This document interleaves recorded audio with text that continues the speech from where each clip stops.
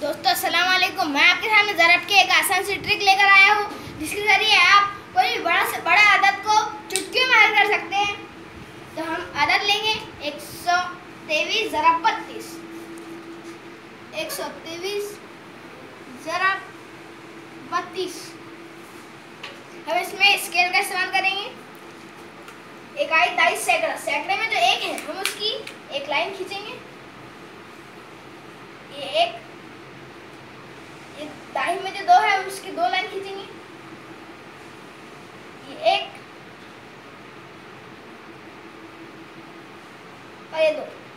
सैकड़े में जो तीन है उसको, इकाई में जो तीन है हम उसके तीन लाइनें खींचेंगे।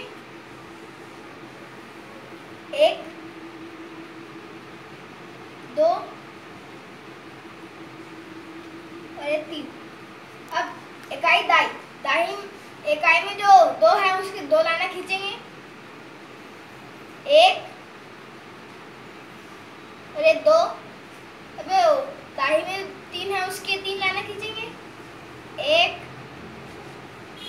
दो, तीन। अब जो आड़ी लाइन ने खड़ी लाइन को क्रॉस किया है हम उसे नुक्ते के जरिए याद रख लेंगे। एक, दो, एक, दो, तीन, चार, एक, दो, तीन, चार, पाँच, छः, एक, दो, तीन, एक, दो, तीन, चार, पाँच, छः, एक, दो, तीन, चार, पाँच, छः, सात, आठ, नौ। अब ये जो